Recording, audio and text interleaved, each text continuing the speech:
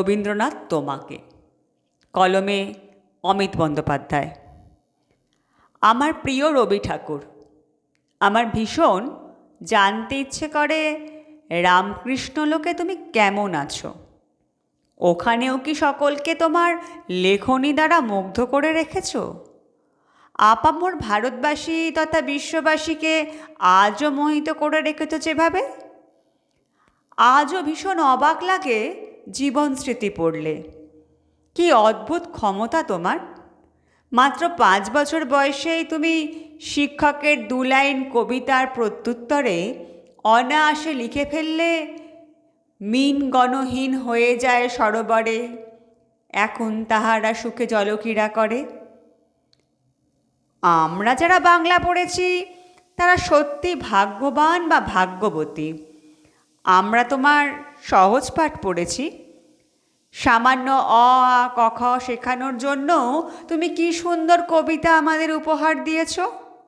যেমন ছোট খোকা বলে অ আ, শেখেনি সে কথা ক আ, বা হস্যই দীর্ঘই বসে খায় ক্ষীর খই। কি অসামান্য প্রতিভা তোমার! এক জীবনে তুমি যা লিখেছ তা পড়ে শেষ করতে আমাদের 70 জনম লাগবে। কি করে সৃষ্টি করলে এমন অপূর্ব সাহিত্য?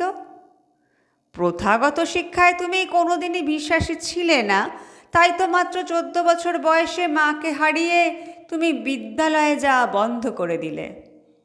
পরবর্তীকালে তুমি তৈরি করলে শান্তিনিকেতন, যেখানে যেখানে তোমার আমার আমাদের সকলের প্রাণের আরাম, মনের শান্তি। তুমি প্রথম ভারতীয় যিনি 1913 সালে গীতাঞ্জলি কাব্যগ্রন্থের জন্য নোবেল পুরস্কার পেয়ে বিশ্ববাসীর কাছে ভারতবর্ষের নাম উজ্জ্বল করেছ। জীবনে স্বজন হারানোর বেদনা তোমার মতো খুব কম মানুষকেই পেতে হয়েছে।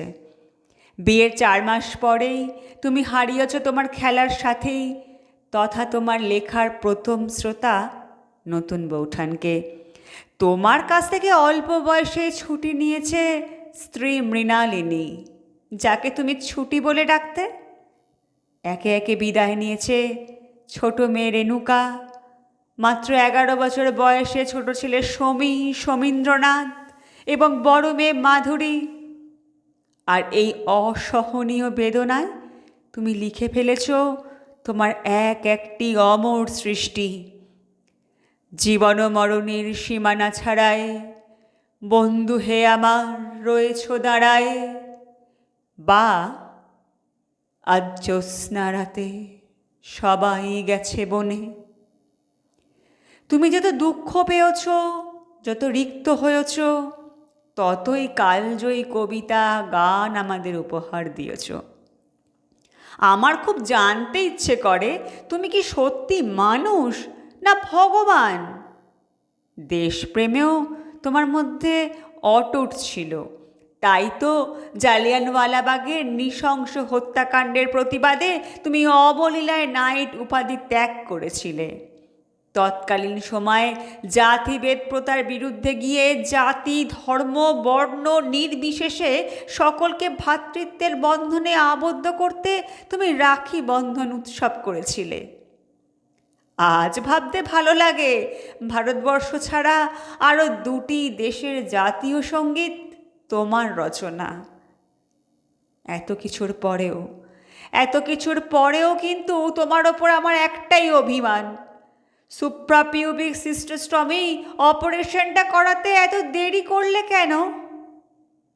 ডাক্তার বিধান রায় বারবার বলেছিলেন তাড়াতাড়ি অপারেশনটা করিয়ে নিতে, কিন্তু তুমি শুনলে না। পরে যখন অপারেশন হলো তখন ডাক্তারদের আর কিছু করার থাকলো না। এত অসুস্থতার মধ্যেও তোমার কলম কিন্তু থেমে থাকেনি। শেষ দিকে যখন তোমার লিখতে অসুবিধে হতো তখন সেক্রেটারি অনিলের স্ত্রী রানীকে ডেকে পাঠাতে লেখার জন্য। সেই সময়ের অমর সৃষ্টি ওই মহামানব আসে দিকে দিকে, রোমাঞ্চ জাগে।